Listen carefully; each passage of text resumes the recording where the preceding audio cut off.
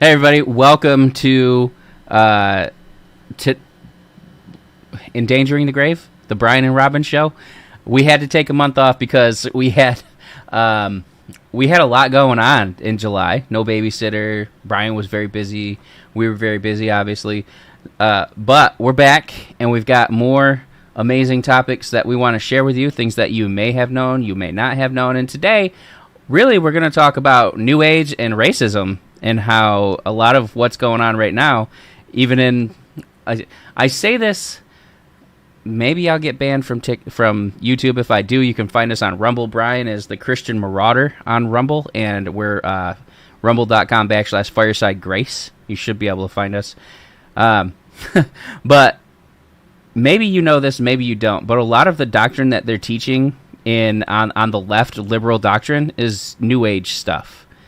And it's not even sugar-coated anymore. It's nothing but bile and vitriol. Like, it's just nasty stomach acid that they're throwing in your face and trying to tell you that this is truth and this is reality. So let me roll the Endangering the Grave intro, and then we'll bring Brian on.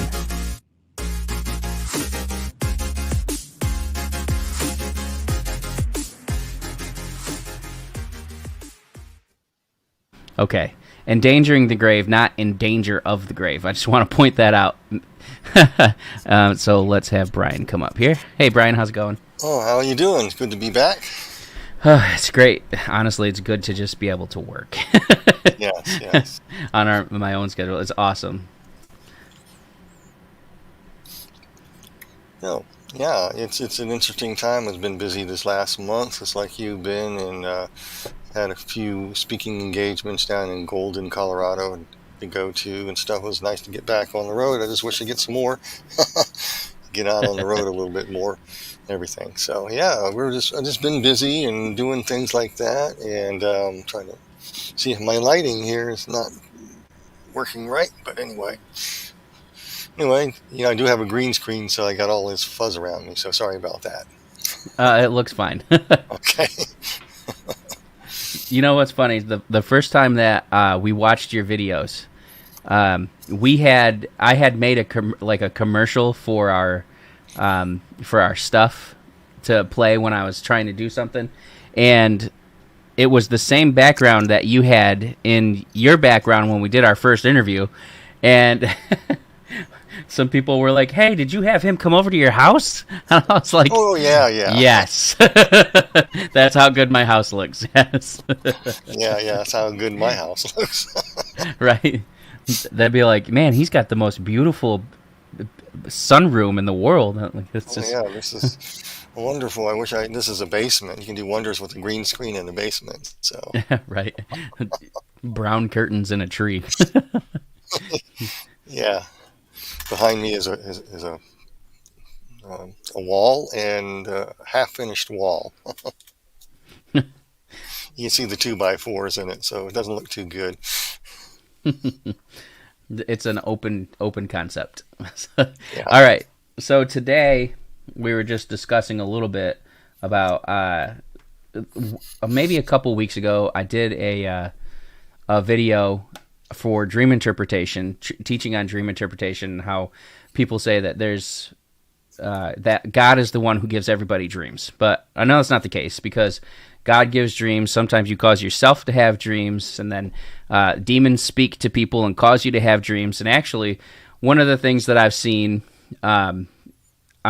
you've described something similar that you saw in hell with the cubes. What I've seen in the spirit is one time Jesus took me, and I was walking with him, and he was showing me how the demons will come up and cause people to have dreams. They'll typically be dark dreams, nightmarish type of dreams. Steal, kill, and destroy, murder, sexual stuff, etc. And he showed me that this demon was talking, and it was almost like it was sing-talking somehow. And it was creating like a web, like a cubed kind of web, where the webs came from like all of the directions and held this person in place. And I could see that everything that they were dreaming was basically manifesting around them, like they were inside of it. And he showed me that inside of dreams, demons will take the shape of furniture, They'll hide behind doors and walls in dreams, even though they're actually inside of that little space that they've created. They'll try and look like trees or people that are talking to you and all kinds of things. And he's shown me inside those dreams where if you recognize that and call them out, or you recognize that you're in a dream and call them out, all of a sudden they will manifest in front of you and start to try and attack you if they can. And that sounds similar to the cubes. But one of the things that I brought up was there's different types of dream interpretation theory. The most prevalent one in the church is Freudian and Jungian theory, which is trash. I would just be perfectly real. It's soul-based and occult-based. And then there's Casey dream theory, which people think are Christians. They think Edgar Casey was a Christian, but he's a occultist, New Age. Just call it what it is, Satan. He's a Satanist. He's a Luciferian, maybe. Go by different terms. Right. he worships Satan on just like you said. And someone said to me, "Oh well, he was a Bible reading Christian, was known to be an avid Christian Bible reader." I'm like, yeah, but he also taught that Muhammad was a reincarnation of Jesus. And Buddha was a reincarnation of Jesus, or Jesus was a reincarnation of Buddha, and that he would, what do you call it, automatic write things about past lives and prophecies, etc. That way, he's a Luciferian Theosophist. He's a follower of H.P. Blavatsky in the Theosophy field. He's a practitioner of what they call white magic. White magic. So-called good magic. It's this more cerebral form of Gnosticism. They lay out the plans, and they sit in the high places and in forms of government and all over the world, and movers and shakers in the world, and they get together and they plan how to take over everything. And they automatic write usually when they do it. So that's what Alice Bailey, Blavatsky did. Michael Ford's another occultist. He's more of a black magic guy. He's more of a modern dude. Really dark stuff he wrote. I'm doing a series on this right now. I'm trying to get on my channel on the occult series. I'm just trying to get people to understand what real occultism looks like, because they're watching it unfold before our eyes, and their entire plan has been laid out and channeled. And Edgar Casey even wrote in one of his prophecies that the end of the fifth root race stage of modern humanity would end between 1998 and around 2014. But it will continue on, like H.P. Blavatsky says, until the fifth root race will mingle for a while, until the sixth root race stage is gone. And people have no idea what a root race stage is. They don't understand that. And that explains what we're seeing today. It fits like a glove. And so I'm doing a series on that. So I'm familiar with Casey. He is not a Christian. Alice Bailey is not a Christian. She was involved in Christian altruistic works, feeding the poor and stuff. And she, in her autobiography and stuff, talks about that stuff. But she had a vision when she was 16, some guy walking into her house while she was skipping church. She was a very depressed teenager, trying to commit suicide at least 3 times, something like that. So this guy walks in, and it was her DK or TK, whatever that guy's name. He's a very English guy from India, wearing a turban, and said that she would write this stuff, and so she started writing, and that's how she got involved in this stuff. And so I'm just doing a series on all that, trying to help people understand what their plan is. I'm going to be talking about dark magic, black magic, and white magic coming up when I get to it. I'm kind of leading into that this next time, probably next Saturday. Get it prepared for that. And it's unlike anybody else has ever taught on, I can tell you that, because nobody understands about root races. They don't understand the 7 rays of initiation. They don't understand how white magic works. They don't understand this stuff. You think of the occult world, you think of sticking pins in dolls. That's part of it. And witches doing curses and having orgies in the woods. And that's a small snippet. They're both they're black magic, white magic is the same side of the 2 sides of the same coin. Okay. So Edgar Casey was that. And one thing about that we were talking about earlier before we started is that the Theosophy is an extremely liberal-minded New Age minded people, but extremely racist. Extremely racist. Yes, they are. There's devout racists, H.P. Blavatsky and yeah, Edgar Casey, including, and Alice Bailey. Um, I'm going to bring up this quote because I just had it here. I used it the other day. I got it off AZ Quotes. It says, Christianity must also be overthrown because it is based on Jewish sources. The rule of Christ, she's talking about Antichrist, must come, the rule of Christ Jesus, who we call Jesus, must come to an end because only the rule of force is right. And The rule so of force.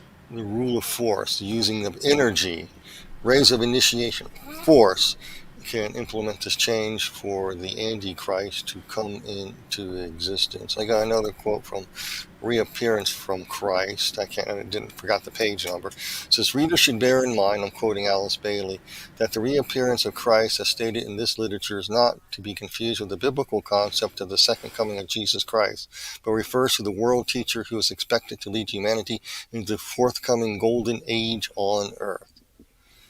And that is Alice Bailey. And the people who are going to reject this, she's very racist against, okay? And she's very racist against black people, too. I mean, that's what the people don't know. The New Ageist movement is racist. And so they've got to find a particular skin color to pick on. It doesn't matter your skin color, they'll find something to pick on. So that's how it evolved to modern terms. But with them, they called anybody who opposes this liberal world order that's also called the New Golden Dawn, whatever, that they're trying to implement is based upon this idea of that there's reactionary forces, and that's Christians, conservatives, patriots who love their country, who believe their nation should be primary, and that people who come over to your nation to immigrate should assimilate into who you are as a people to keep social cohesion.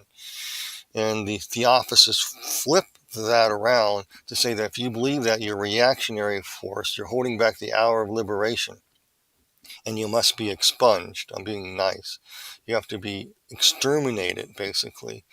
So there's another article, I don't have the quote in front of me right now, but where it states that how they justify this is through they believe in reincarnation. So they believe in that these root race stages, these root races are the evolutionary development of the human race into historicism, into a pure spirit state. It's how you get back on it. It's called above, below. And so the first root race stage, humanity, according to their occult literature, was as a blank slate. They're just little entities. They always pre-existed in the mind of Lucifer.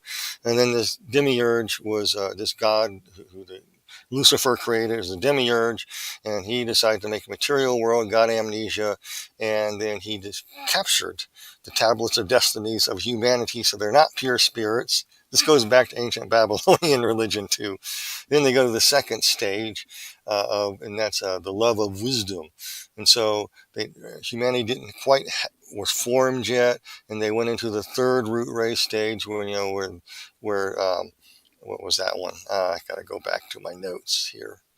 And that third root race stage, I got it here. Yeah, is the third root involves developing the mind principle, and it's you get your sense of sight and collective intelligence. And I'll talk all about this in just a second here.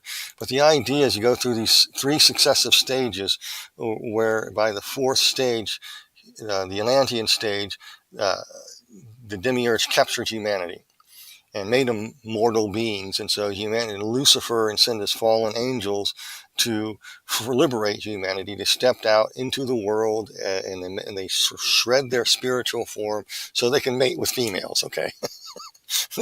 This is their version of the fall. The fallen watchers. They're liberators.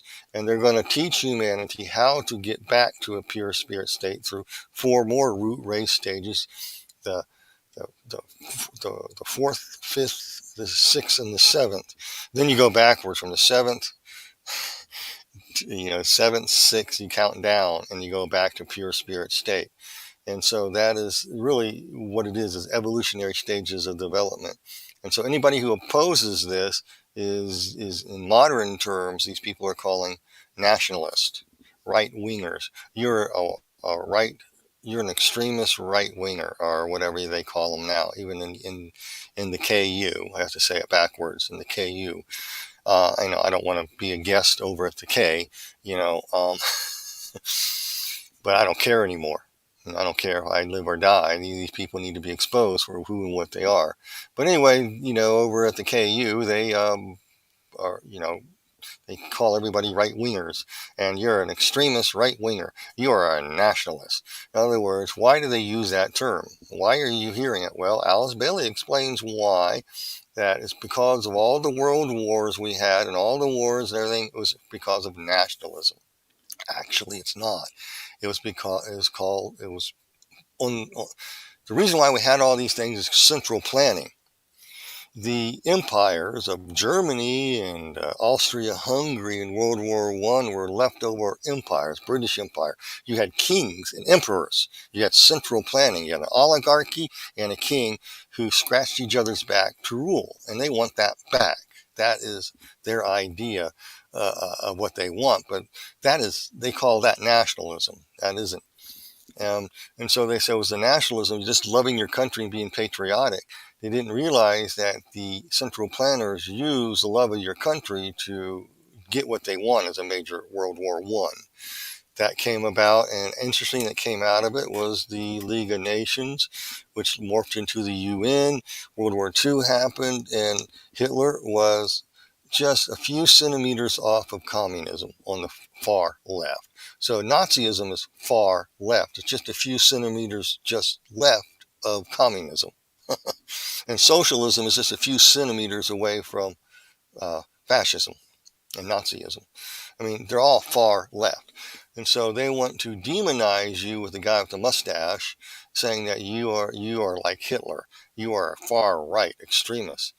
And the reason why they came about that and called us this term Christian nationalism, and we'll delve into this right now if you'd like. We'll talk about Christian nationalism because people are going, I'm a Christian. I believe in our nation and patriotism and stuff. You don't understand how our government works and how these people work. They throw words out there. They'll take something that happened in the past, place it in the future, and call and classify you as what was in the past that no longer exists. And that's with Christian nationalism. To make a long story extremely brief, I have to leave out a lot of info. But basically in England, in the jolly old merry land of England there, they had this thing called the, British Israelism, where the certain demographic would replace Israel. Okay, it was a replacement theology came in, and it was very popular. And then it began to fade around near the late 1800s or so, and it crept into America, and it was changed and morphed into,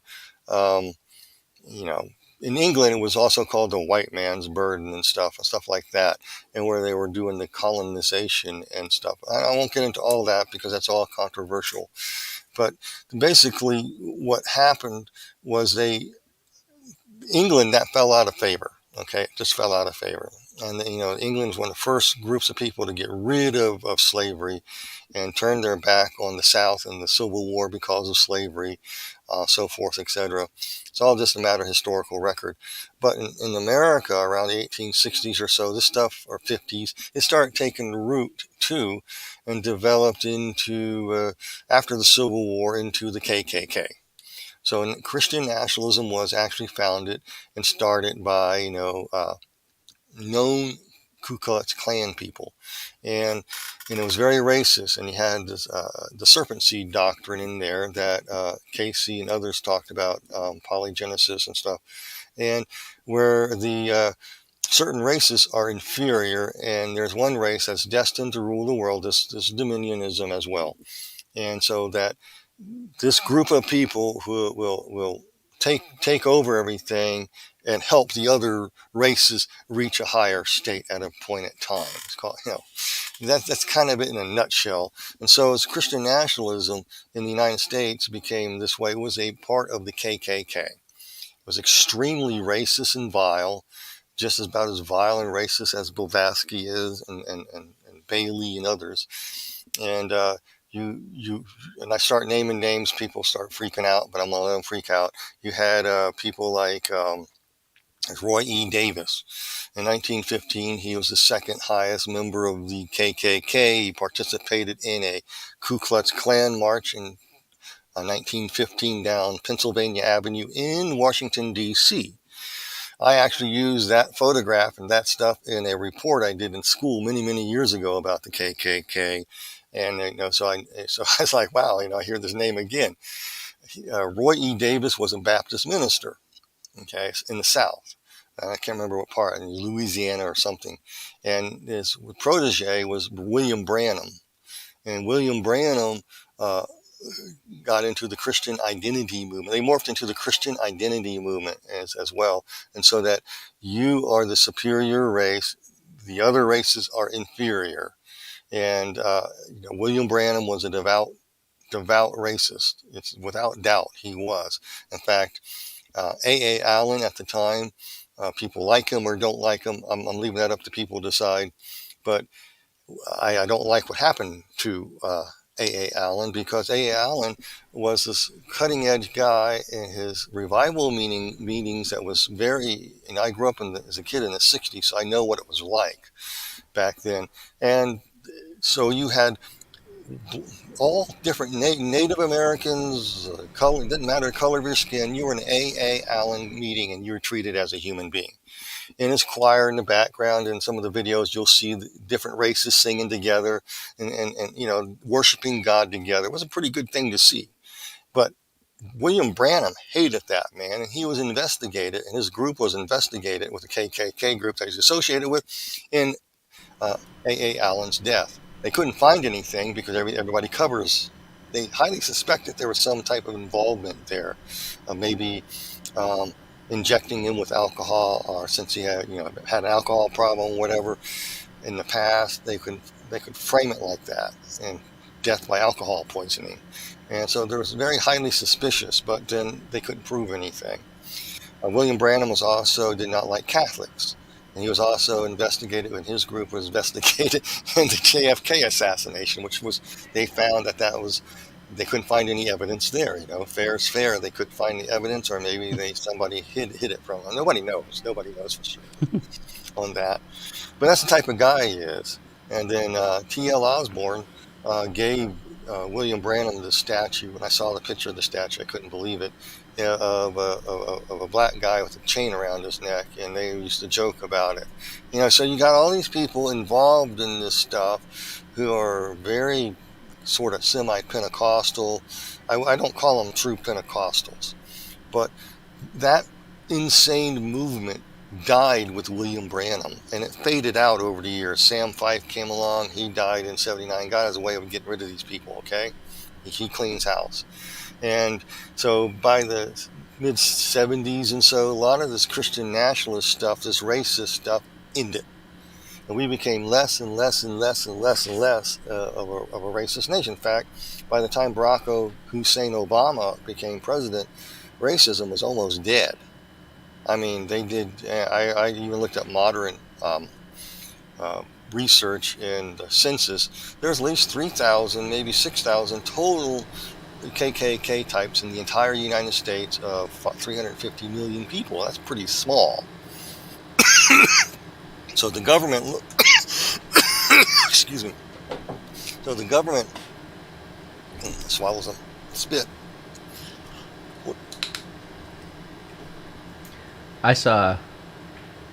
Sorry about that. We'll have a glass of water here.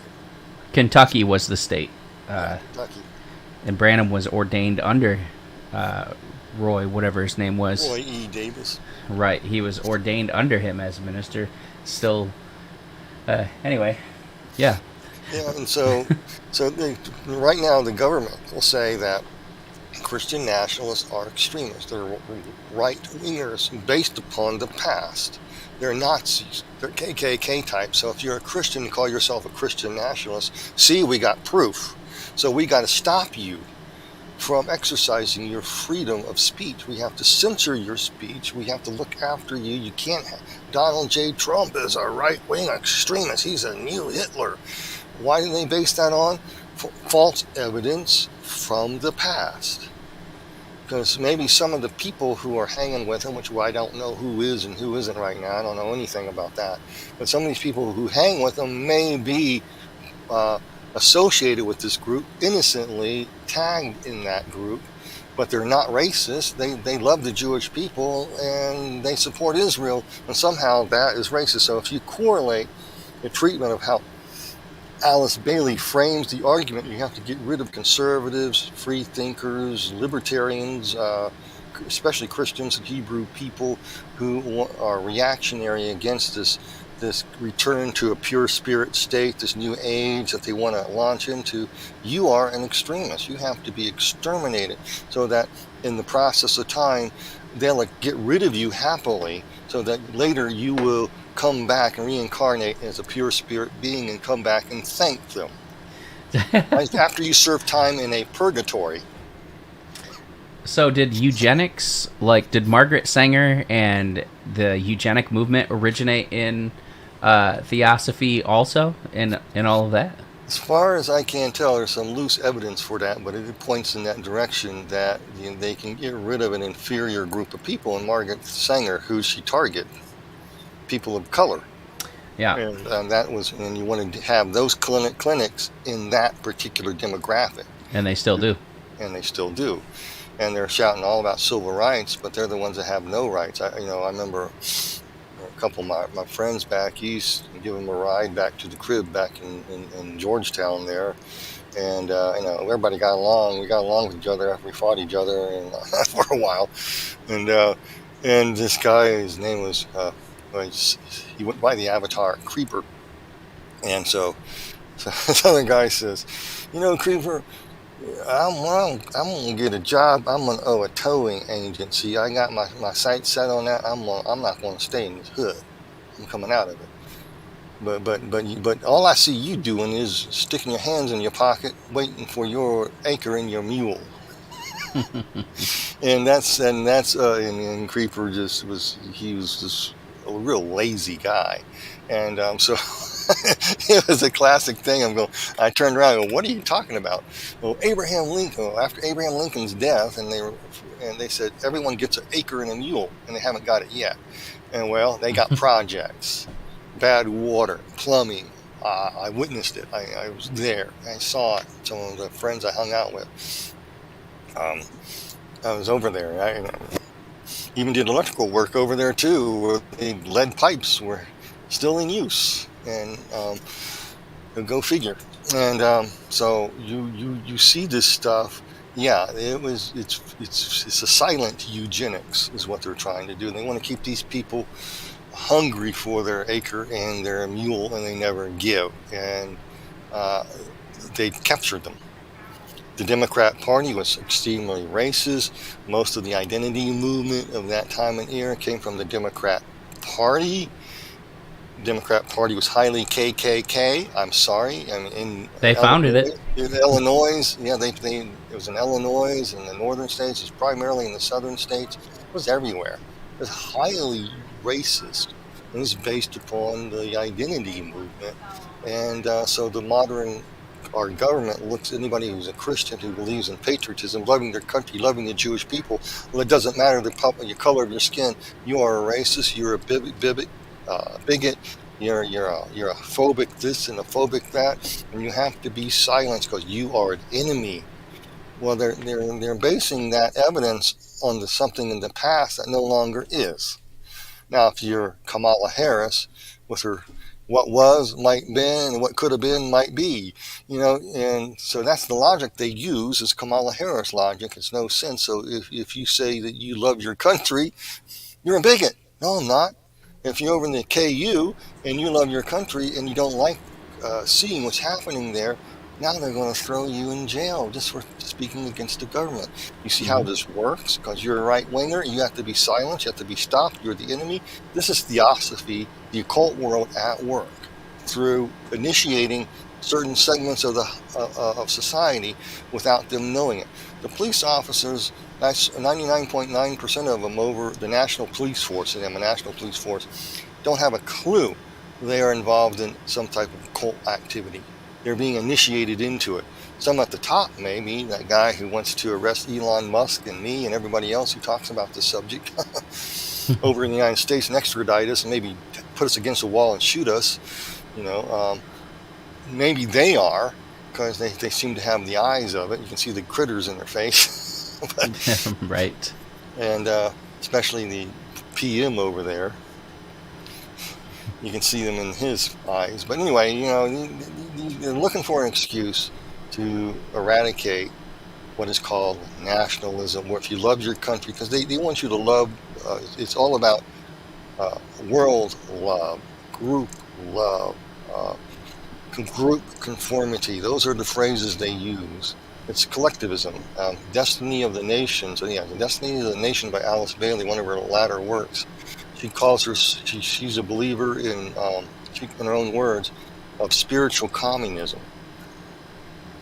So these are communists. Right. But it's a pure form. It's a good form of communism. It's not Stalinism. That's materialistic. That's bad. We're going to get rid of that. And fascism, that's materialistic fascism. She wants spiritual fascism, spiritual communism to be the ideal government of the world. Yep. I could see that. Hitler, a lot of people don't know this, but Hitler was extremely involved with the occult, and he, at first he wasn't, and then he had someone who was relatively well-known occultist come to a meeting, and she sat, it was two twins, I can't remember their names. Yeah, they're the founders of the Thule Society. Yes. They sat and they channeled these demonic spirits. They didn't call them demons. What do they call them? Whatever. Enlightened beings or something. I don't know. But they wrote in runes like the SS symbol. The SS symbols is actually runes, Norse runes, and that was on purpose. And that was a symbol to the people of the religion that they followed. And their ties to their Nordic gods and the Aryan race, which originally stemmed from Ammonites in the Bible, and then the Ammonites moved from Turkey across to Asia, like you said in the beginning, and just kept going. But they channeled these demons, and the demons they used automatic writing and wrote down the blueprints for anti-gravity devices, like UFOs, etc. And so when we captured however many scientists it was, 60 or 70 scientists that we brought over and put in control of the FBI, CIA, OSS, or whatever it was called. And it's funny that Hitler has the SS and we have the OSS. Like, well, we can't call it SS now. He went and ruined that, just like little mustaches. But they wrote the stuff down, and then we went and captured the flying bell, and there's videos from the wings of airplanes where they had these German crafts that were bright lights that were attacking. They called them Foo Fighters back then, or something like that. And they got all of that information and technology, which we're using now, and reverse engineering and such.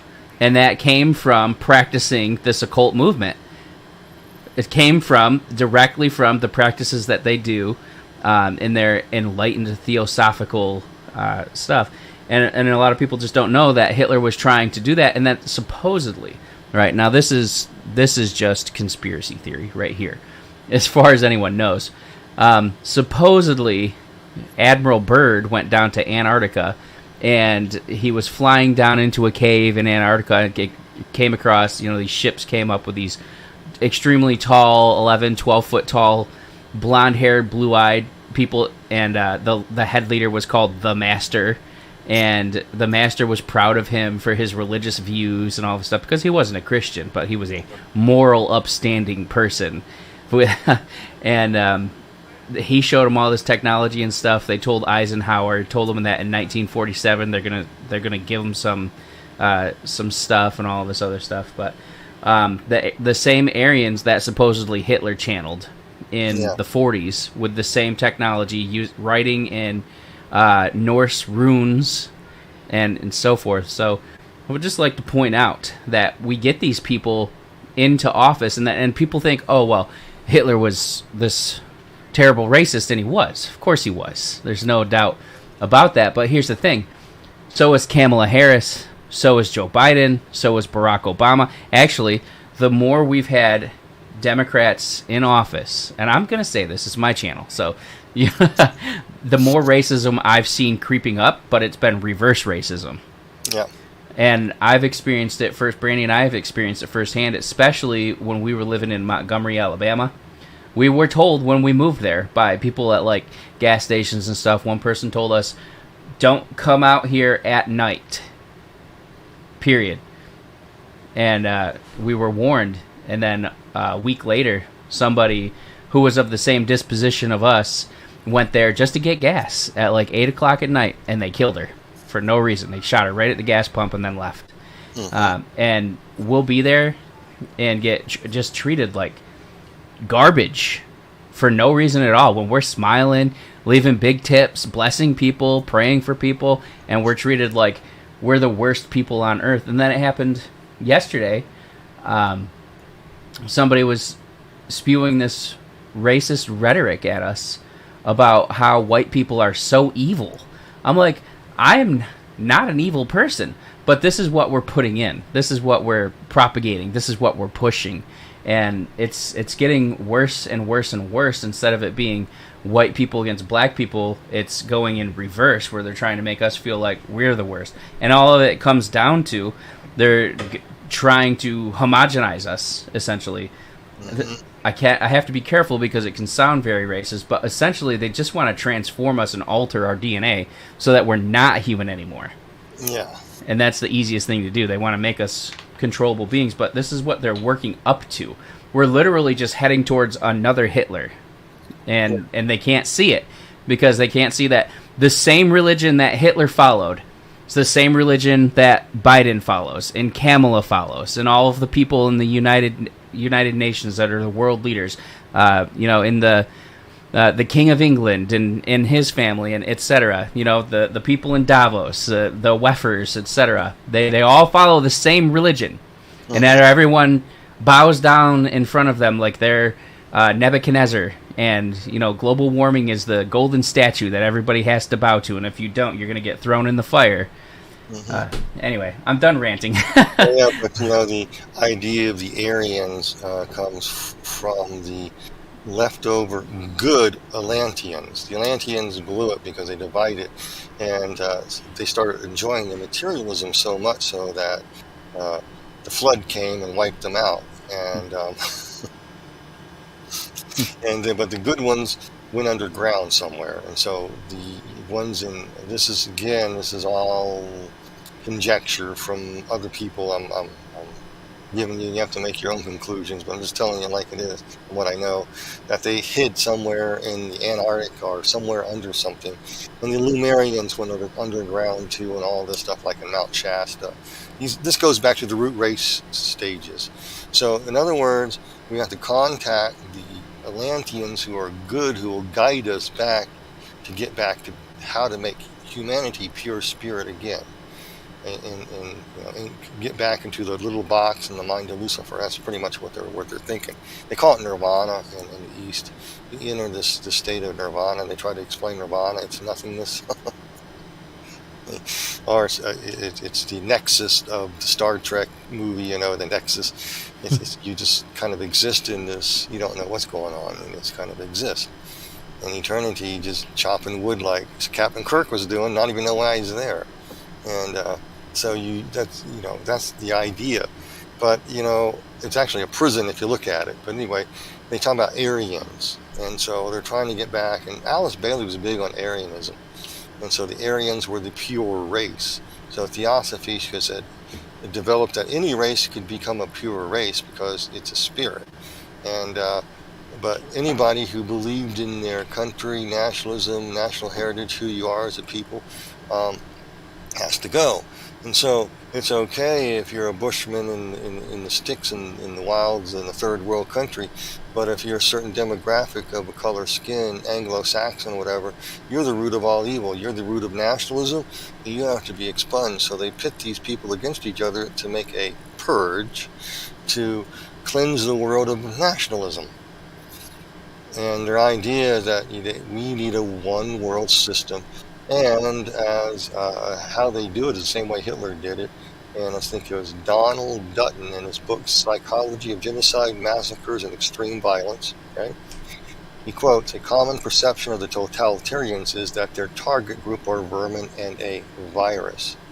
And so when you hear our government, UK over there, the KU area, talking about their target group are vermin, they're getting you ready for genocide. Mm-hmm. And people don't know that's part of the occult world. It's the genocide of the human race and make people enjoy the ride.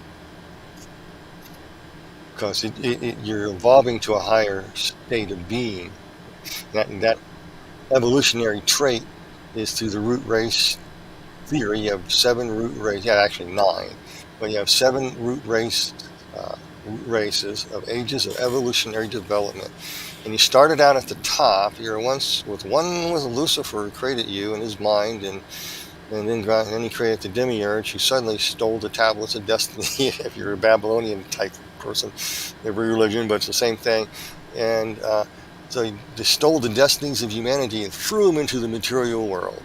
And so they went through 3 stages to do that, and humanity was. So he was pulling them down to the material world. They became the 2nd root race stage, and I'll go back on my notes here so I can get it right. And so the first root race is human beings are pure spirit, transitory, earth-real, protected bubble, protected by spiritual beings, a hierarchy who seek to awaken into their conscience. The idea of power, so will to power. Okay, so in order to be free, and you're going to lead a rebellion against the demiurge, you have to create in people's conscience a will to achieve power at all costs, to get back to this pure spirit state. Okay, and the next stage is this, the 2nd root race stage of love and wisdom. It's a stage where human beings don't have physical bodies, but the hierarchy helps develop a sense of touch in both the spiritual and divine spirit world, where you gain secret revelations from the fallen hierarchy, how to develop love, wisdom, and understanding needed to exercise your will to power to destroy and burn down the system. Okay, I'm just modernizing this for people. Then you have the 3rd ray, which is the Lemurian age, they call it. The ray of activity, and what's called the 3rd root race stage, is that humans evolved. Their intuition evolves into develop the mind principle, the Christ consciousness, a higher universal mind, becoming one with the divine, all that stuff.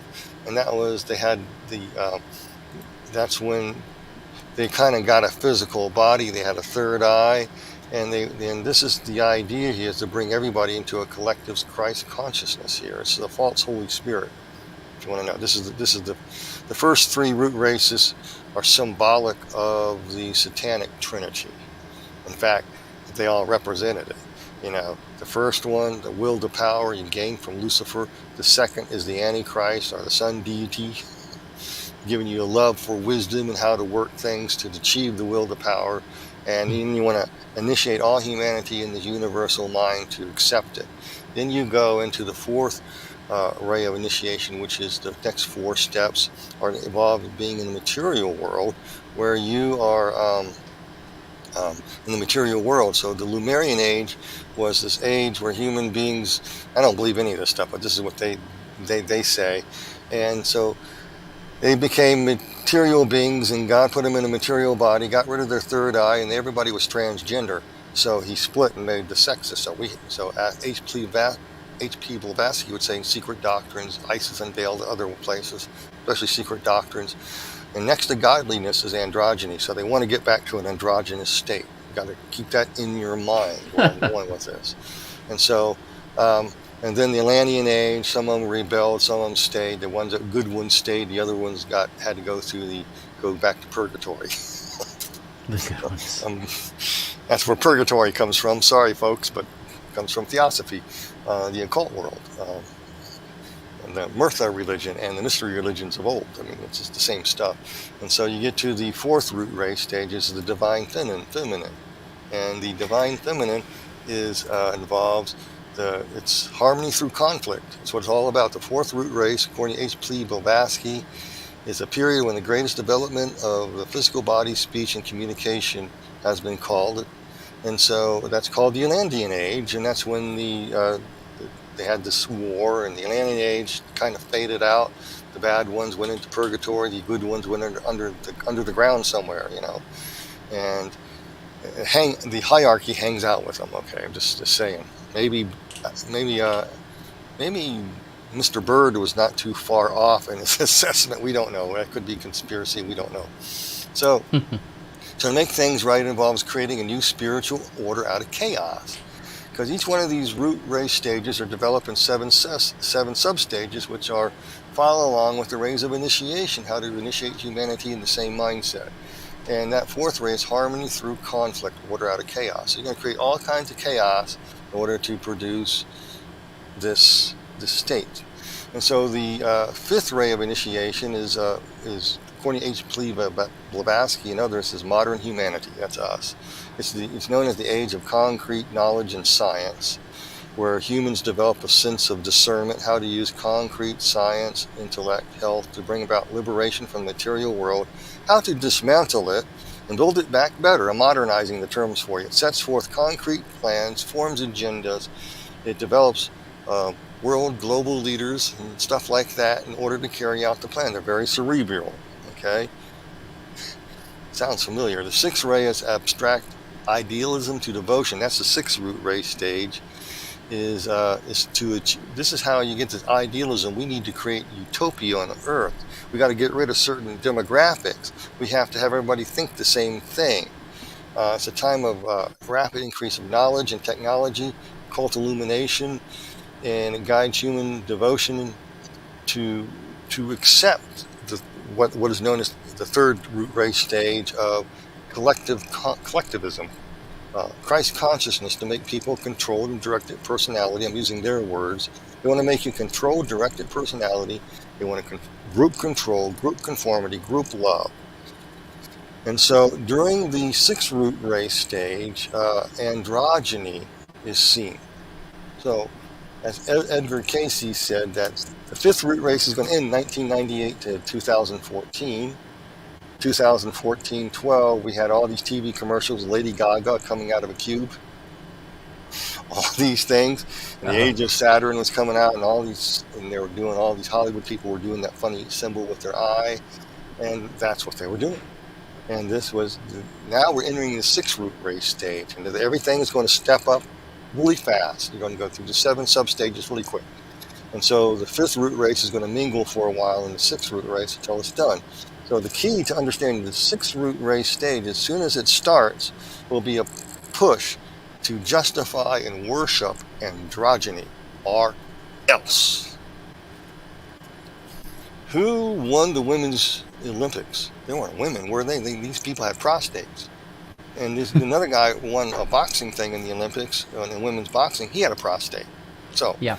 So, and if you complain, bow your knee to androgyny. And what did they show in the Olympics? Oh, we're really tolerant, so we just accidentally displayed the Last Supper.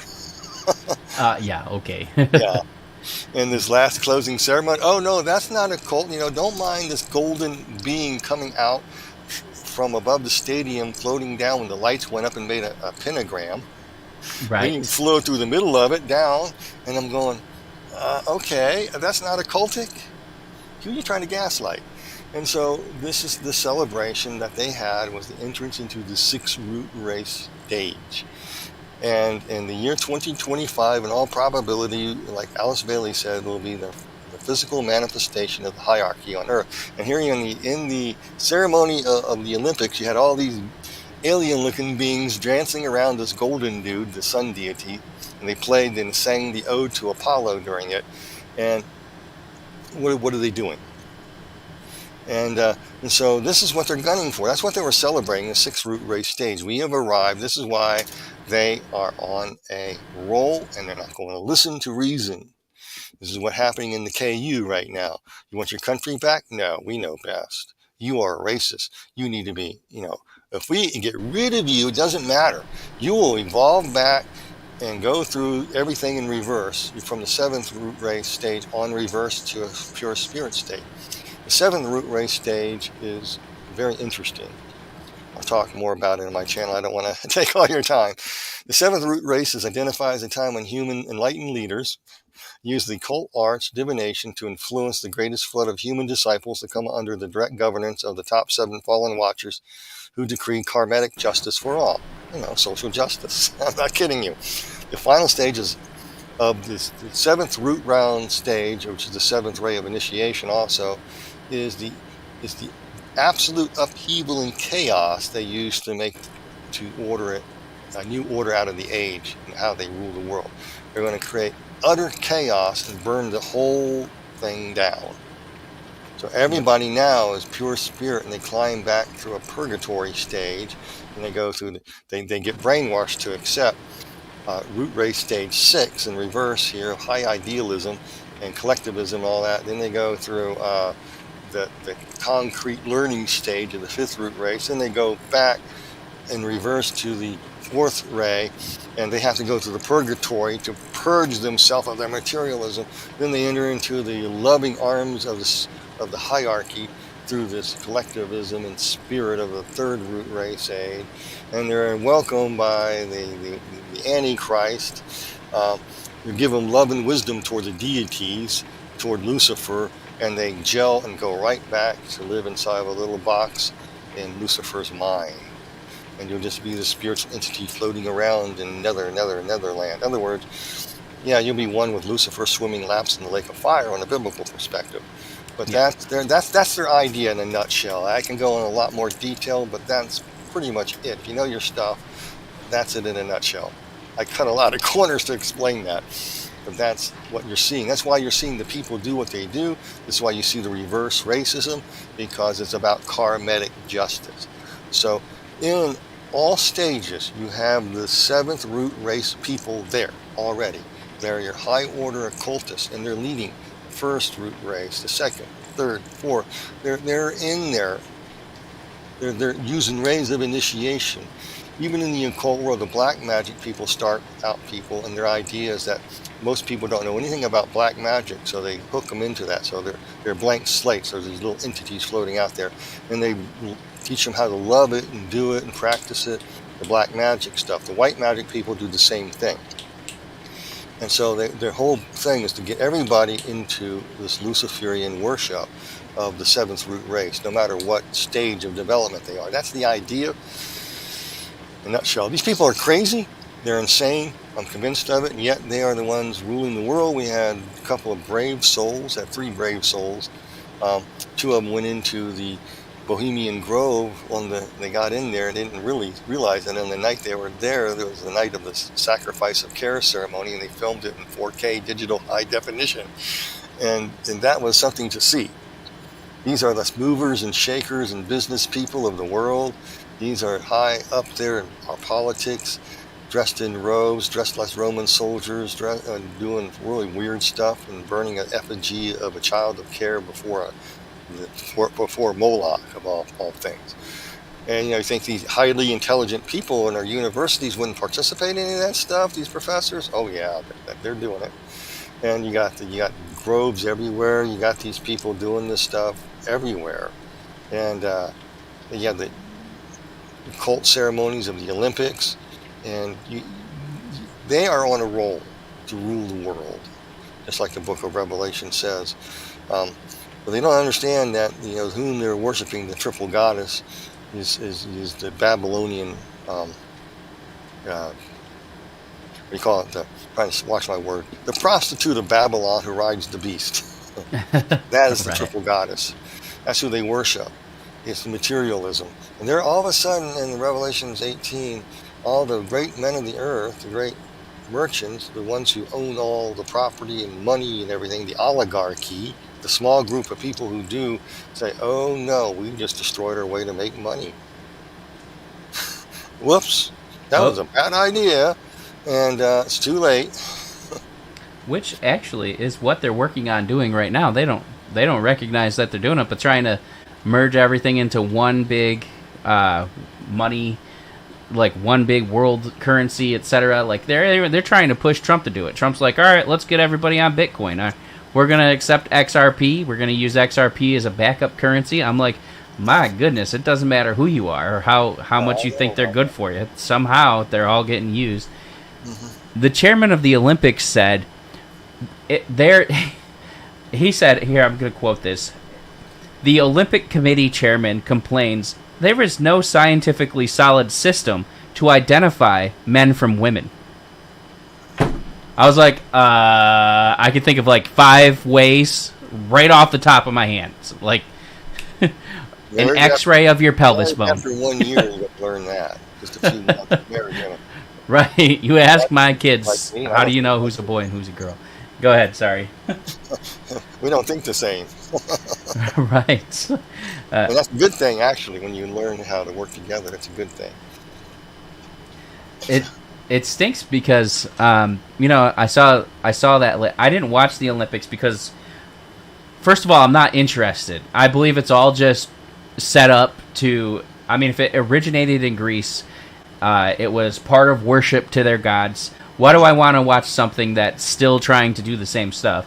And then I heard what was going on, all that stuff, and there was a Star Wars joke out there that was pretty funny regarding it, but nevertheless, I didn't watch it, and I was praying, and the Lord said, the church needs to know, because a lot of Christians did watch it.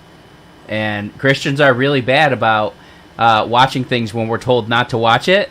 Like, they're like, hey, don't watch this on Disney. They said, we love Satan in the Santa Claus movie, and every Christian's like, we're going to go have to see that and see for ourselves if that actually happened. Mm-hmm, and then I'm like, why would we do that? But the Lord was telling me, we don't watch that because we're inviting demons into our house because they're doing rituals. And Brandy says to me, yeah, of course it's called a ceremony. And I was like, of course. So we're going to invite these things into our house, and then they're saying the externalization of the hierarchy is coming. And, these aliens, supposedly, the Bible tells us they're from Earth and that they're human beings that altered themselves. Well, they come out of the earth, out of this cloud, out of the earth, Right, out of the ocean, out of the mountains. they're like, oh, they're coming from space, from these far off planets in space. No, just because they can travel out there doesn't mean they came from there. But anyway, what was I going to say? Oh, they're androgynous, supposedly, right? Yeah. Usually they don't have genitalia or whatever. And here we have, they're trying to, they hate heaven. They hate God, but yet they want to be pure spirit beings, pure spirit beings, and they want to imitate what God has in heaven. Yeah. And make it completely twisted here on Earth, so you can't tell the difference between a male and a female. I'm like, well, in heaven, you can still tell the difference between a male and female, even though you might not have the same things that you had on Earth. You can still tell. Yeah. Like there is masculinity and femininity. Mm-hmm. Anyway. Yeah, it is. It's amazing. These people are amazing because they have the rays of initiation follow the root races, and the seventh root race is correlates to the seventh ray of initiation, which is ceremonial magic. Our law involves ceremonial magic. So you're going to initiate everybody through rituals and ceremonial magic out in the open to conjure. Just like as soon as I watched David Bass, I never watched the Olympics. I couldn't, need to. And so when I watched the ceremony with David Bass put on his Rise channel, and I'm looking at him going, wow. Here's the golden guy, Apollo, going through a pentagram, a light just conveniently formed and made a five-pointed star, not upside down, but right side up, how we would look at a star. Goes right through the middle of it. That is occult. And that is Apollo. And they're singing the ode to Apollo. The Apollo is the sun deity supposed to be rose out of the... That's U2 Shamesh in Babylonian, who's in the abyss for crimes. He's going to be released at some point in history, and he's going to become the Antichrist. It's the one that Alice Bailey's talking about, to come back to save the world. And so they want to use ceremonial magic to do this. And so we're watching it. We're watching it at Bohemian Grove. We're watching it in different places of the country. Now you're watching it at the Gotthard Tunnel ceremony. You're watching it at CERN. You're watching it here in the Olympics. Wake up. And the church is ignorant because nobody wants to talk about this stuff. And I don't know why. I mean, if people knew what the occult world is and how they're conjuring, I think their spiritual warfare would be more effective. And one of the ways they conjure, and you know this, is, if you're a Christian anytime, you dealt with this in a church or anything. And I think Billy Crone even points this out too. And I found out this the hard way before I think Billy Crone was even converted. is the black practitioners of black magic, or even white magic, mostly black magic people, were like the stormtroopers. They come into a church and they conjure and stuff. How do they do it? Hey, Robin, do you know that pastor? He looked at that young girl wrong. Boy, he has a problem. And so they start whispering things, and they divide the church. Oh, the pastor, he's just taking all the money. They would have a big donation of $10 million, and he pocketed 90% of it and bought himself a Mercedes. Something like that. And, the guy doesn't own a Mercedes. He has a Volkswagen Beetle or something. And, it's like all of a sudden, he's just hiding his Mercedes in his... And so that's how they do it. That's enchantment. And they talk to one person, to another person, and it spreads like a virus. Mm-hmm. And so they can do it in churches. And you have the right doctrine on baptism. They don't. And so then that enters into the church and creates what? Strife, where strife and every evil work is. Every evil work is there. Open the door for the devil to come right in, set up shop right in your church. And so when people think of the occult world, you're thinking of sticking pins in dolls and stuff like that, but you don't think of spreading slander as enchantment. I mean, I like the Lord of the Rings trilogy. I mean, the movie version, the extended version and stuff.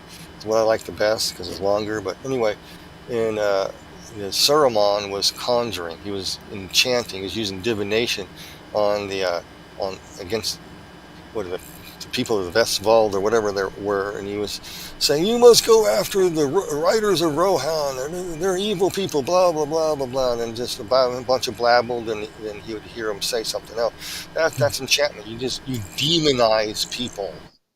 You get a whole group of people to initiate it, to do your bidding, and they don't even know they're being occultly driven to do something they would normally not do. That's how it works. They do it on TV all the time in the news. You're a right-wing conspiracy. You are a nut job. You're a conspiracy theory. They demonize you. That's how it works. That's how the occult world works. And it's in churches. You see it everywhere. And Adolf Hitler was very good at it. In fact, all totalitarians are good at it. They're inspired by the devil anyway. Chairman Mao to Pol Pot to Stalin, Lenin, the guy right now in Venezuela who stole what happened there. And you have all these people doing this stuff. And what can you say? When people say, "Oh no, Marxists and communists are atheists," well, a lot of Satanists call themselves atheists. Of course, they don't like God, don't believe in God or the Bible, but they believe in Lucifer as an idea. Right. One thing. Really? You worship an idea. Yeah. Okay. Right. I got it. Talk about a straw man argument and a logical contradiction. Well, you just proved that theory right. I did a lot of research on Hitler and his involvement in the occult as a leader, and I actually learned that he specifically practiced enchanting through his speeches. He would practice every word, every intonation, every single bit of it, he would rehearse it over and over and over so he could enchant all the people. And I've noticed I've noticed that the news reporters, whatever you call them, journalists or whatever you want to call them these days, the false prophets on these media channels, they do the same thing. Whether it's a quote-unquote conservative channel like Fox, which, come on, that's just NBC 20 years ago these days, or it's NBC or CNN, they do the same thing. Like, even to the point where they, in the 1950s, they started calling storms by name. They're summoning it to make it happen, and then they make these predictions about what's going to happen, and everybody starts speaking these things out. And you see it, like you said, you see it in the church. I've experienced this. There was a witch that came to our church. She pretended she was Christian. She went to Trinity Assemblies of God Church and was involved with the child care. They're always involved with child care, it seems like, or worship. And she started. I didn't have a license at that time, so she would drive me home. She was an older lady in her 50s, so nobody had a problem with it. And which, honestly, I don't care how old you are at this point. Inappropriate is inappropriate, right? But she would start saying, you should be the leader of this church. You're so smart, and you're so prophetic, and you're so much more mature than these people. And I was like, I hate to tell you this, but I didn't hate to tell her. But I was like, as Christians, we shouldn't talk bad about our leaders. If we have something to say to them or about them, we should be able to go to them and talk and say, hey, this is what I feel like is going on.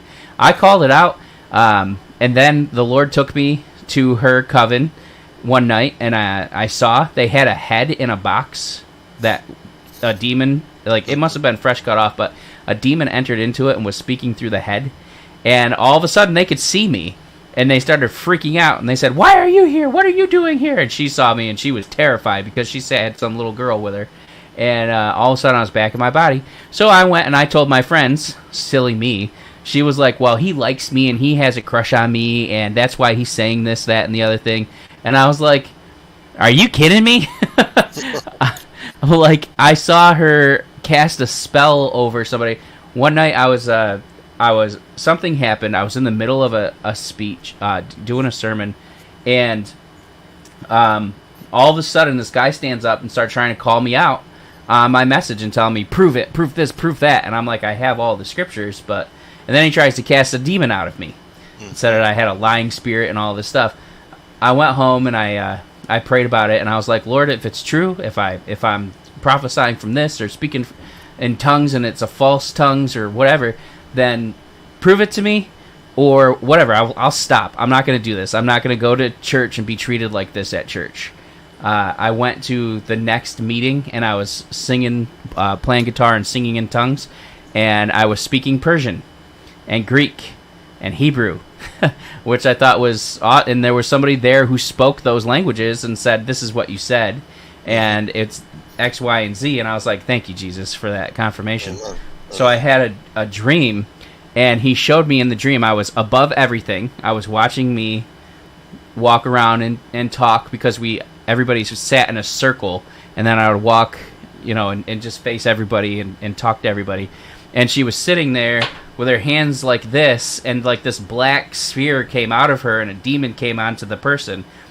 And I pointed this out to my friends. Only one other person saw this, and he was a Muslim from Iran who Jesus came and visited, told him the gospel in his bedroom at night one night, and then told him to leave from Iran. And he went from Iran to Turkey to Greece and then to America when he became a Christian. And he knew the whole gospel before he'd even read a Bible. There was no Bible available in Iran for him. And he saw the same things, and he was like, I've seen this. I've told you this before. Robin's telling you this. And I ended up not going anymore. I guess I wasn't invited anymore because apparently I was wrong, and I was the one causing issues. She broke up the husband and wife's marriage. She broke up the whole Bible meeting, the church, all of it. And then they went to this guy's wife doesn't believe in eternal conscious torment. That's what they call hell. Yeah. And she went to a rocks and crystal store and saw her there buying her things that she needed to do witchcraft and talking about it with the owner, and then was like, oh, Robin was right. But it's too late, because now that girl doesn't believe in Jesus because of her. And I've seen this, and it's hard to call it out, and it's a difficult thing. It's how they work. That is actually occultism. I call the black magic, I call them they're the Stasi, they're the KGB, they're the Gestapo, and you have some stormtroopers called the Waffen-SS, the fighting force. That's black magic. I mean, that give you an idea of what they do. They try to covertly find where they can attack, and then they send the Waffen-SS in to mop up and do the battle. So they go in there and they split churches, just like you said. It happens, and that is what they do. They conjure, they have spirits working for them, and that's how they work. Even Billy Crone, I heard him, and he said the same thing. It's like, wow, yeah. I mean, he's been around for some time. I mean, and so many times in churches we've seen this happen. I've seen it. You saw it happen. You just described it, where they do this stuff and splits the entire church, destroys the church. And pastors are not aware of it. I don't think any of this is taught in Bible college or school. Everyone stays away from this subject. Back in the first century church, they lived in the midst of it. They knew That's it. why I like going to the reservations, because they're in the midst of it. They understand it, and they can do some spiritual warfare against it. And our churches and stuff are ignorant, pretty much. Large part are ignorant. And then also, I found out the hard way too, that a lot of these people like to come into intercessors group and break those up as well. Yes. They come in and they take control. I had a friend of mine were in charge of a intercessors group, and sure enough, we had some of them come in there and they tried to break it up. And so that's the only two people were there, me and my friend. We're the only two there, and a few other people would straggle in once in a while. We just did spiritual warfare against all this stuff. And eventually we got chased out of the church, but that's what can I say by the pastor, because he was triangulated against us by these people. So yeah, I've seen it. It's funny how it goes into it's in the church. If Christians would just be a little more aware spiritually of everything that's going on, of witchcraft and all this stuff. Like, a lot of people, like, most of the time we're told, well, don't read that stuff, don't get into it, which, I agree. I don't feel like we should be ignorant. Yeah, God will appoint people like myself. He actually told me to look into it, and I dug my heels and said I wouldn't for too long. Now I'm looking into it, I go, now I know why. Okay, thank you. I should have done it sooner. But so I'm just like Michael Heiser, Gary Wayne, the Gilberts, and other people, Joe and Tom Horn. All these people looked into this stuff, and because God called them to. And if you're called to, you can. I don't recommend reading any of this stuff. Mm-hmm. I didn't even want to read it, so I just sat there. I was looking at the PDF version, and I just started downloading because it was free off the internet. It's over the age of, so it's on public domain. And so I downloaded it, and so I can't read this verbatim. I go crazy. So I just typed in a few words. I just typed in the word government to see what I found, and externalization of the hierarchy. But, oh my. I started going through, 300 some odd things about government, and I discovered the entire Dominion movement, dates and everything when it would become popular in the church. 1975, 50 years time from 1925, 70 years later, that would be 1975, something like that. And that would come into the church, and by the year 2000, another form would enter into the church that people would call of God, and is an overemphasis of signs and wonders, to get people away from reading the Bible and away from the Scripture and into the New Age movement, miracles, signs, and wonders. That entered the church too. And so I found all that in there. I saw the 7 Mountain Mandate in there. I saw everything in there. And it was like just an externalization of the hierarchy. Then I said, what does the other one say? It just blew me away. I found the occult version of Genesis chapter 6 in there. And they view the Watchers as liberators. Lord. Who self-sacrificed, became these some type of being. They left their spiritual state, just like the Bible said, they left their spiritual state and came in some type of form so they can do experimentation or mating with females. If they could see As liberators. Right? If they could see just how messed up demons really are, how deformed and just weird and heinous and gross that they actually are, they wouldn't be like, oh, this is what we're trying to get back to? This is what Satan was doing back then? Yeah, they want to. You saw some of it in the closing Olympic ceremonies there. They come out and they're all in the little alien gray suits, dancing around the golden child, the Antichrist, basically. Right. People think the Antichrist coming back. Right. I honestly believe that the spirit of the Antichrist will enter into a body, an avatar. I think that's biblical, straightforward biblical theology 101. Right. The Bible prophecy teaches that he's going to inhabit a human agent. In fact, Alice Bailey teaches it, and Theosophy teaches it. It's called overshadowing. They're looking for 7 groups of people to be overshadowed by the 7 sages, or the 7 hierarchy, head of the hierarchy. So, we talked about this the last time that we got that we did our interview, probably back in June, where I had found some stuff from somebody who was allegedly a physicist, not an actual physicist, but like a biological physicist or something like that. And he's like one of the top dogs of genome research and DNA and all this stuff. And they had hired him to do autopsies on extraterrestrial cadavers that they found, which they call EBO, extra biological organisms or something like that. Meaning outside of this ecosphere, or whatever we want to call it, biosphere of the world. And they said that these things are no doubt genetically engineered. They're too perfect. Their genes are too perfect. Their genetic pattern repeats over and over again, like it was copy and paste, literally, where it was just copy, click, paste, And they said there was absolutely no doubt that they were genetically engineered.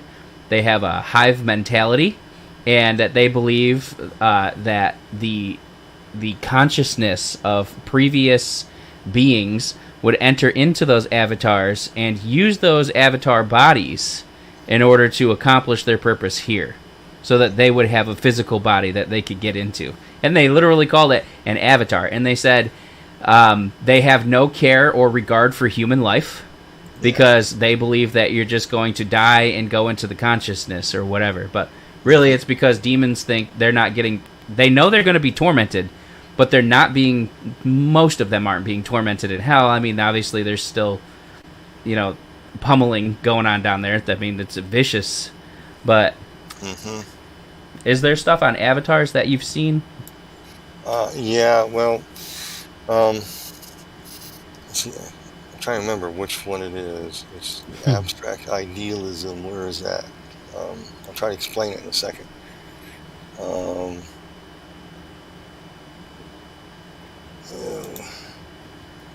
One of the rays of initiation is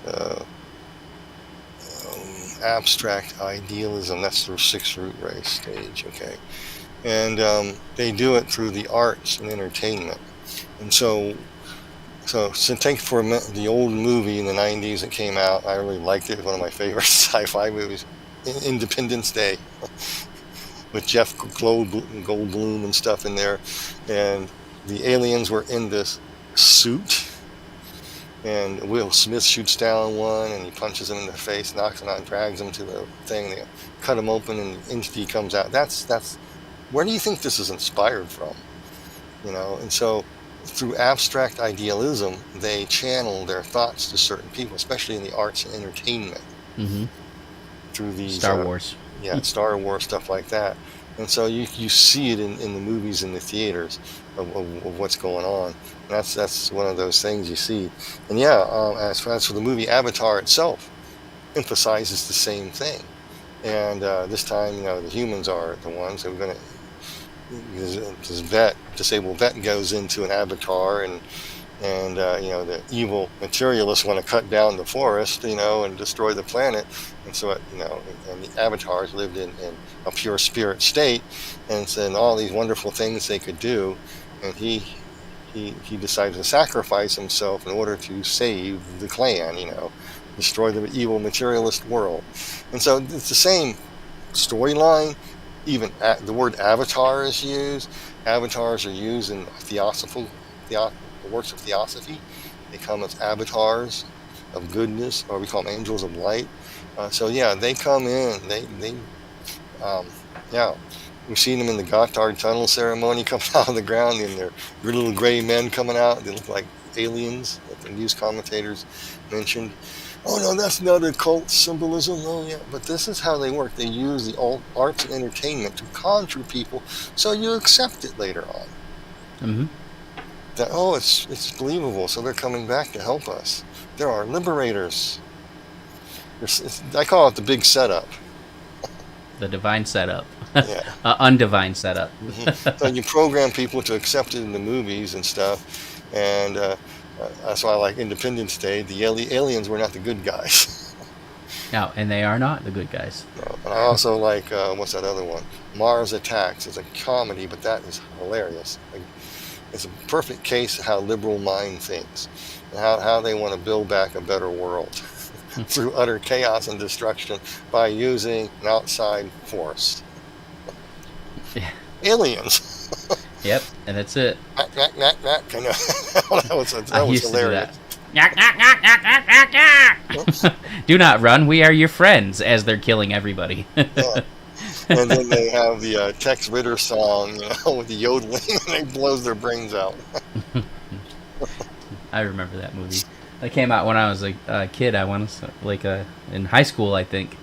It was pretty funny. Commentary that the young people would take over the world. They crawl out of the cave on top of Mount Rushmore and singing "This is a beautiful world" or whatever. I think Wayne Newton was singing. So it was funny. There's well, I think that this is good stuff. Hopefully this is a lot. Hopefully it's not too much for people. It is a lot for people. That's what I was trying to say. Yeah. This is stuff that people need to know. This is stuff that seriously, I wish I found your channel years ago, because it would have helped with so much, because you put so much time and research and effort into finding these things. And I'm just always amazed, like, when I see people sharing truth like you share, and like showing the information. That's my number one thing. People can try to teach me something, but if you're not going to back it up with either scripture or with the documentation behind it to say, well, this is what's going on, I don't get involved in conspiracy theories. Mm-hmm. I have no interest in it. I'm sure that they're pretty much all true, right? But this is the stuff that I like, because I like to learn. My function in the, obviously the Lord's told me I'm supposed to raise up a prophetic generation. That's not even my generation. It was a generation birthed by Kim Clement, and which is funny. He would ask me to do that, because I have no idea how to do it. But my primary function is not prophet. I don't feel like I don't really say I'm a prophet, but that's what Jesus has said. I'm a teacher, and I like to find people who teach me, because I'm also a student. You watch Brian's stuff, he will teach you. He's very knowledgeable about what it is he's talking about, and then that will save you time. What I've learned is, if we just listened to people who have been putting in the research, putting out this information, who have been preaching and teaching and doing all this stuff, we could learn it real fast and not have to spend 40, 50, 60 years, or in the case of Moses, 80 years, 120 years, getting ready to do what it is God called him to do at birth.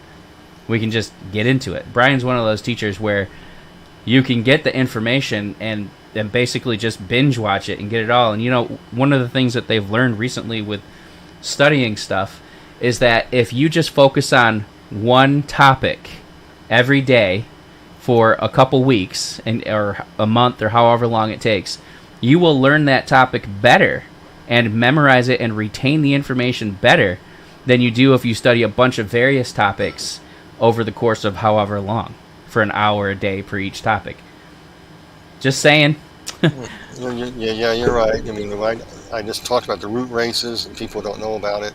I just gave a broad brush thing. I'm not going to go in a lot of details because that would, go to my channel and look that up, and you'll catch on. I'm not going to give you I'm giving you a shorthanded version of it because it'd be too long, to be too intellectual and stuff, and that'd put you to sleep. Yep. And then, but if you see when Edgar Casey's prophecy about the end of the fifth root race in the year is, and Alice Bailey talking about year 2025, and all of a sudden the push for androgyny that you can't dare question, that's the hallmark of the sixth root race stage. This is what they're gunning for. And once the sixth and seventh comes in, they want to roll through each sub-stage of initiation, the 7 rays of initiation, real fast for each group, each thing. And I explain that better next week on my show, because I'm going to be getting into white magic, black magic, which involves the 7th root race stage anyway. It's the higher initiates who initiate everybody else. I shared some of that. I had a pyramid picture up there where I used the dollar bill and the Latin. See, I don't know if I can put that picture up here, but anyway, I don't take too far to bring it up. But it says, Anat Copus. It means he has favored our undertaking and the new order of the age. Novus Ordo Seclorum underneath the dollar bill. And so basically those at the top where the eye is, who are Luciferian, who are involved in the heavy duty occult, float above all the bricks that are used to build a new order of the age, because the Lucifer has favored their undertaking. And that's what that actually represents on the back of the dollar bill.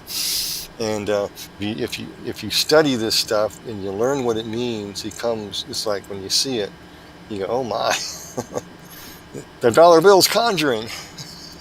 Interesting. People don't even know it. So very interesting. And then the love of money is the root of all evil, so it's like just open door. Well, it's power. Money brings power, and it goes to people's head. And just like when I first started in the ministry, started preaching my testimony, it went to my head. And the Lord had to pop my brain and come down to earth. I'm thankful for that. I had to be humbled. So. That's it. He's shown me things, and there's things that I haven't shared with other people. I share with you, but it's so easy to get prideful. It's so easy.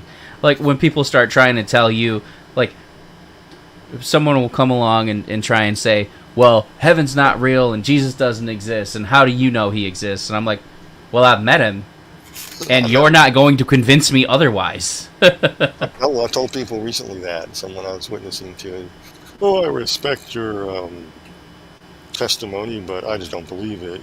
Really? I met Jesus? Yeah, well, other people met Jesus. How do you explain Muslim? He wouldn't hear a thing I said. His pride came up and he stormed out of the room. Yeah, because you had the answers and he didn't want them. I said, my mom is in not good shape right now. I'm only here temporarily, and we can continue this if you like, but bring it up to me when you're ready. It's too stressful now. I just, maybe, he's a conjurer. That's all I'll say. Definitely conjurer. Didn't realize it at the time. I'm talking to one of them. You're telling him this is happening. It's crazy. Okay. Well, I guess we'll wrap it up here. We'll try and do another one. This is good stuff, guys. I really do recommend you go check out Brian's channel. It is The Christian Marauder on YouTube and Rumble. Probably really... who knows what YouTube is going to look like in the future. Neither of our channels might be here on YouTube in the future, but YouTube also might take a Duggar for something more conservative in the future and become more of a thing.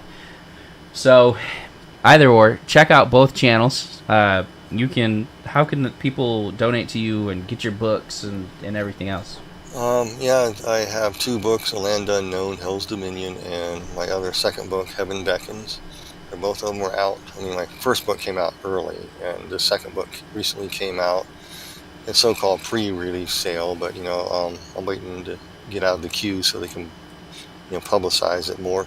But anyway, so you can support me by purchasing the books. You get them out of your bookstore, order them there, or they should be there in the bookstores. And if not, you can order them. That's Land Unknown, Hell's Dominion, and Heaven Beckons. That's my testimony of seeing hell and how the Lord calmed me down by letting me give a vision of heaven. I call it to translate it there, no other word to say it. I believe that's what happened to me, because that's what happened. I can't even deny that. It is what it is. You went up the same way. I didn't seek for it. I didn't take a class for it. I never even heard of this thing ever happening to anybody. And I wasn't in a good mood when it happened. But great mercy God has. And I always tell you, God has great mercy on boneheads like me. I just thank the Lord for that. And so I said, let me see heaven. So I talk about both of those subjects. And then my YouTube channels, at The Christian Marauder on YouTube, and on Rumble as well, The Christian Marauder. You can get my videos there on that platform. And I got to upload more videos to Rumble and update that. I want to start doing that slowly. It'll be slow, but I'll be doing that so people can, on Rumble, try to build that up. Because I don't think YouTube's going to last. Hopefully somebody can purchase it who has some intelligence and not an agenda. Right. And I think we know who that is, but we just only can pray that that our government doesn't listen to the KUs. They're extraditing people. When they view you as vermin, they're capable of anything. Anyway, you got to understand. Anyway, I get off the track. But anyway, you can contact me there. My contact information is there as well on my videos. You can go to, I have a PayPal account. You can use my emails. You can find my emails. I can give them to you, or whatever you can do. It's just, one of them is my name, BRYAN, then MELVIN, number 1, AOL.com. You can use that to access support me through PayPal, to make it real simple. That's Brian, BRYAN, then MELVIN, number 1, at AOL.com. I just use that old account. I don't have AOL anymore. I got rid of it. I still got an email account, so I might as well use it. All right. Well, thank you for being a part of this and joining us for this. And Brian, thank you for being on again. I love these meetings. I look forward to them. And they're fun. They're fun. We got to do some more. We have a lot to talk about, and not enough time to talk about it. But all right. When you see this stuff come happening right before your eyes, it's hard to deny it. Right. And I really want more people. Usually we only get 200 or 300 people watching these. And it's the thing. I'll put out a video where I'm praying and we're doing prophetic intercession, where the Lord's showing us these things that'll happen. The Lord said specifically to me that Lebanon was going to attack Israel and that we needed to pray and stop the drone strikes and all this stuff because it was going to be a very heavy toll if we didn't. And a week later it happened. And we'll get 2,000 views on that. And then we teach relevant, useful information that you need to know in your walk with God. And it gets 200 or 300 views. I'm like, come on, guys. What are we doing? I'm not trying to sound It's rude, called the algorithm, and I've watched, and Josh Peck watched it on YouTube too, and we talked about it. And it was an amazing thing to see you get all these views, and all of a sudden you go back the next day, all the views are gone. Yep. You're 500 views, 1,000 views less. Yep. It's out of the blue, just suddenly, and all of a sudden all your likes disappear. Yep, and then all of a sudden people are unsubscribed to your channel that you had no idea. Yeah, and no idea that they were unsubscribed. And I get complaints. I don't get notified anymore. This is why we really do need a good platform similar to YouTube that we can speak our minds on and not worry about this stuff. We really do. Right. I grew up in an ancient time when, if you told lies, it'll catch up to you and nobody's going to believe you. You discredit yourself, so that's fine. Truth bears out. And none of this, we're going to protect you from disinformation. That's a bunch of Babylonian stuff I've ever heard. Truth wins out in the end anyway. So. Yep. All right. Well, let's wrap it up, and then we'll see you guys next time. All right, we'll see you.